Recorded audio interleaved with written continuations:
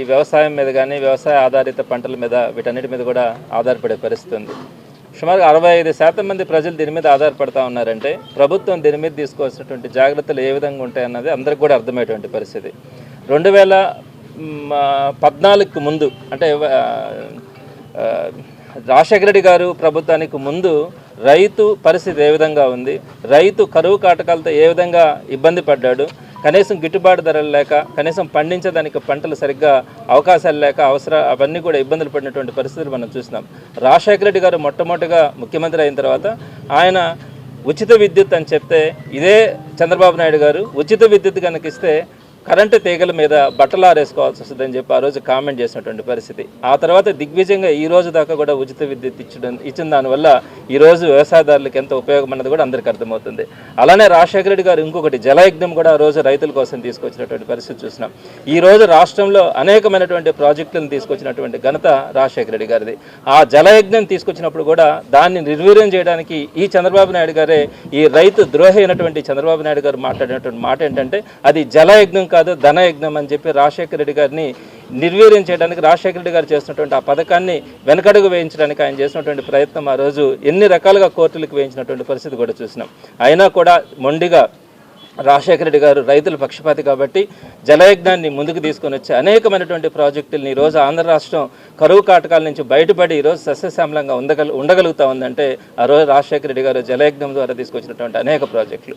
అలానే జగన్మోహన్ రెడ్డి గారు కూడా మొట్టమొదటిగా రైతులని మనం కాపాడాలన్న ఉద్దేశంతో ఆ జలయజ్ఞంలో పెండింగ్లో ఉన్నటువంటి ప్రాజెక్టులను పూర్తి చేయడంతో పాటు రైతు భరోసా కింద ప్రతి రైతుకు కూడా 13,500 రూపాయలు ఆర్థిక సహాయం చేసినటువంటి మొట్టమొదటి పథకాన్ని రైతుల కోసం తీసుకొచ్చినటువంటి ఘనత జగన్మోహన్ రెడ్డి గారిది. అది తీసుకొచ్చినప్పుడు కూడా కామెంట్ చేసినటువంటి పరిస్థితి చంద్రబాబు నాయుడు గారిని చూసినాం. అలానే రైతు భరోసా కేంద్రాలను ఏర్పాటు చేసి ప్రతి సచివాలయం దగ్గర కూడా ఒక రైతు భరోసా కేంద్రాలను ఏర్పాటు చేసి రైతులకు అండగా మొట్టమొదటి నుంచి అంటే విత్తనం దగ్గర నుంచి కూడా పంట అమ్ముకునేంత వరకు కూడా రైతులకు అండగా నిలబడినటువంటి రైతు భరోసా కేంద్రాలను పెడితే దాని మీద కూడా దండగా అని చెప్పి మాట్లాడినటువంటి చంద్రబాబు నాయుడు గారిని చూసినాం.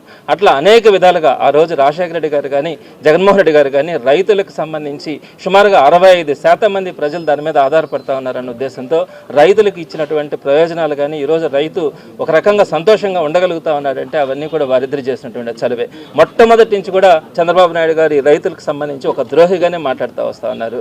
అసలు వ్యవసాయమే దండగా, వ్యవసాయం చేయడం అనవసరం అని చెప్పి మాట్లాడినటువంటి సందర్భాలు కూడా మనం అనేకమైనటువంటి సందర్భాల్లో చూసినాం.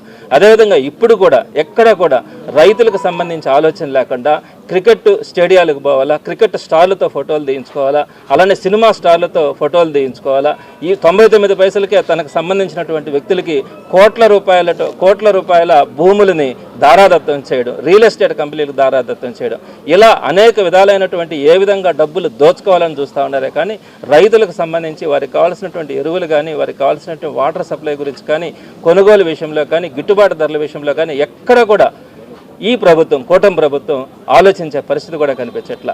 వ్యవసాయ శాఖ మంత్రి గురించి వ్యవసాయం గురించి మాట్లాడడమే అసలు వేస్ట్ అనిపిస్తుంది. ఆయన దానికి సంబంధించి ఎంత హేళనగా మాట్లాడుతూ ఉంటారు అంటే రైతుల గురించి ఏం బిర్యానీలు పెట్టాలన్నా క్యూల్లో ఉండే వాళ్ళకని చెప్పి మాట్లాడతారు. ఇష్టం వచ్చినట్టు రైతులని ఒక భిక్షగాడు లెక్కన ఈరోజు ఈ కూటమి ప్రభుత్వంలో ఉన్నటువంటి అందరూ కూడా మాట్లాడుతున్నటువంటి పరిస్థితి మనం చూస్తూ ఉన్నాం. దీనికి వ్యతిరేకంగా ఈరోజు నెల్లూరు జిల్లాలో సివిల్ సప్లైస్ ఆఫీస్ దగ్గర గోవర్ధన్ రెడ్డి గారి ఆధ్వర్యంలో అలానే విజయన్న కానీ మిగతా వాళ్ళందరి వైఎస్ఆర్సీపీ కార్యకర్తలు నాయకులు అందరూ కూడా కలిసి ఈరోజు ఇక్కడ డిమాండ్ కూడా చేయడం జరిగింది.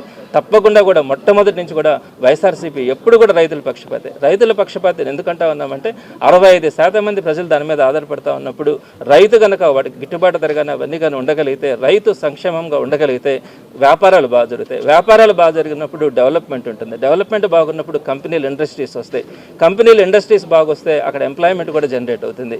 ఈ విధంగా సైక్లిక్ ప్రాసెస్లో ఒక్క రైతు కనుక 65% మంది ఉండే రైతు కనుక బాగుంటే మొత్తం సొసైటీ అంతా కూడా బాగుంటుందన్న ఆలోచనతో మొట్టమొదటి నుంచి ఆ రోజు రాజశేఖర రెడ్డి గారు కానీ జగన్మోహన్ రెడ్డి గారు కానీ వాళ్ళకి ఇచ్చినటువంటి ప్రాధాన్యత అట్లాంటిది. మరి దానికి సంబంధించి ఈరోజు ఎక్కడ ఇబ్బందులు వచ్చినా కూడా జగన్మోహన్ రెడ్డి గారు ఇచ్చినటువంటి ఆదేశాల మేరకు అనేక కార్యక్రమాలు కూడా చేయడం జరుగుతుంది. రైతు ఇబ్బంది పడేటువంటి ప్రతి దానిని కూడా ఈ ప్రభుత్వాన్ని ప్రశ్నించడం కానీ దాన్ని అమలయ్యేంత వరకు పోరాటం కూడా చేయడం జరుగుతుంది. గుండె సమస్యలకు ప్రతి సెకను విలువైనది. గుండెపోటుకు కేవలం 30 నిమిషాల్లో అత్యాధునిక చికిత్స. ప్రముఖ కార్డియాలజిస్ట్ డాక్టర్ నాగేంద్ర కులారి గారి ఆధ్వర్యంలో 24/7 అత్యాధునిక ఎమర్జెన్సీ హార్ట్ కేర్ వైద్య సేవలు. Advanced cath lab, ICU care unit. NL hospitals Nellore. For emergencies call 9966801108 0861 2328899. NL hospitals.